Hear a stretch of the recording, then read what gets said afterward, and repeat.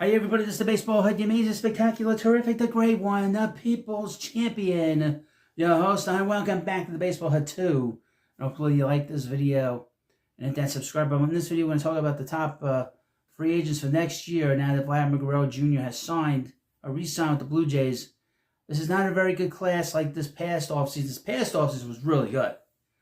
This will be very similar to what it was 2 years ago in the 23-24 offseason.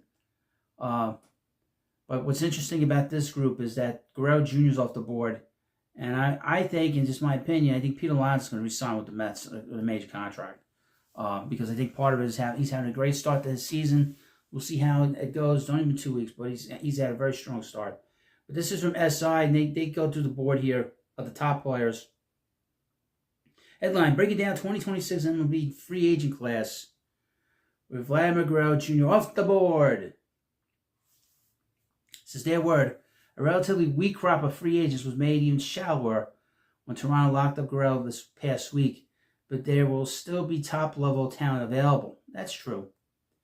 That's very true. You know, I mean, it really, obviously last offseason, the big player was Juan Soto. You see right here behind us. He was a guy that is off the board, and it's going to be a while before we see a player of that caliber to come off the board. The biggest beneficiary of Guerrero coming off the board is Kyle Tucker. The Chicago Cubs outfielder is now the undisputed top bat available in the offseason. He's already begun his contract year in impressive fashion.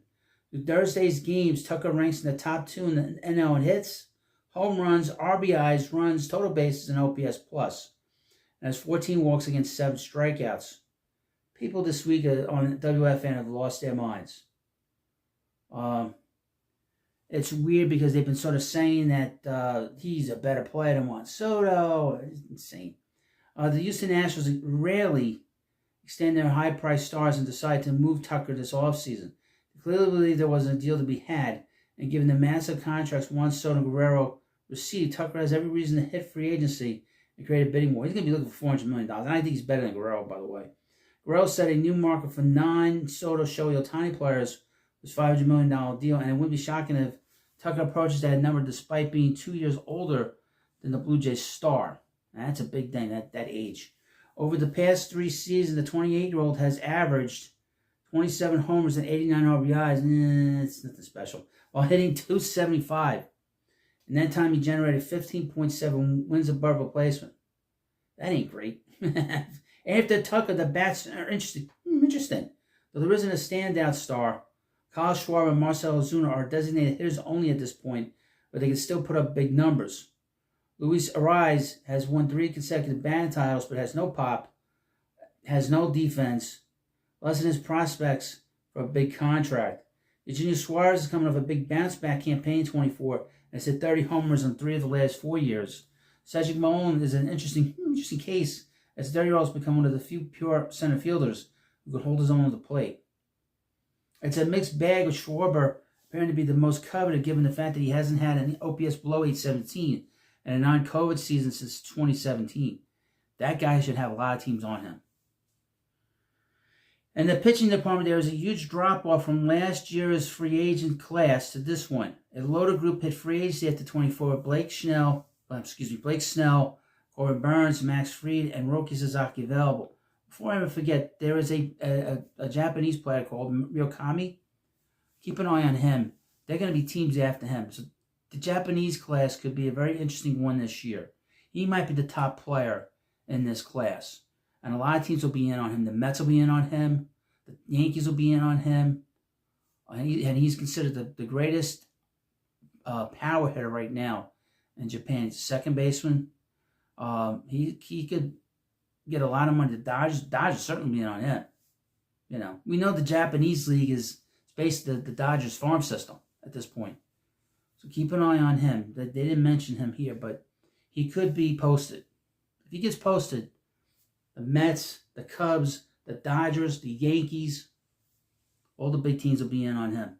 San Diego Padres righty Dylan Cease likely leads the group, as 29-year-old can be downright dominant. Well, he's going to have a lot of teams on him. Astros ace Framber Valdez and Arizona Diamondbacks righty Zach Allen are likely just behind Cease on the class's depth chart. I think Framber Valdez is better than Dylan Cease. Padres righty Michael King has a chance to become an ace, taking the same path from the bullpen to the rotation. I would mention he has an option on his contract, so it's a 2-year option that he has with the Padres. Unlike the crop of stars, the bullpen class headed for free agency this year is stacked.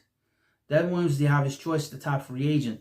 The Brewers traded their clothes to the Yankees in anticipation of him hitting the open market. The two-time NL reliever of the year missed most of 24 due to 2 stress fractures in his back, but his track record is impeccable. In 2023, his first full season, Williams went 8-3 with a 1.53 ERA. Now, he's had a slow start with the Yankees, but I expect him to pick up. I think he's going to be fine. Joining Williams are fellow closer Raciel Iglesias, Ryan Helsley, and Ryan Presley, all of whom have strong track records. Now, I would mention this, and this is important to remember. Edwin Diaz, folks, has an opt-out on his contract. He's had a something of an uneven start. He had one real bad appearance on Wednesday against the Marlins. And he's always shaky, but he's tough. He's a tough guy on the mound. If he has any kind of year that's more reminiscent of 2022, I can guarantee you he will opt out of his contract. And if he opts out of his contract, he will hit the open market. And David Stearns will not sign a reliever that's 31, 32 years old to a 5-year deal. He will not do that. He will let him walk. Okay? And if the Mets were bad, he would trade him. He wouldn't think twice about it because he did that with Josh Hader 3 years ago in 2022 when he was running the Brewers. And his protege, Matt Arnold, the general manager in Milwaukee, he traded Devin Williams. So either Edwin does not opt out of his contract or Edwin will not be here next year because the Mets will not bid on him for any kind of length of contract. They will let him walk. David Stearns is not a guy that likes to give money to relievers. He just doesn't do it. He has shown it. The people that he hires doesn't do it. So that's the one thing they don't mention in this thing, and they don't mention Murakami.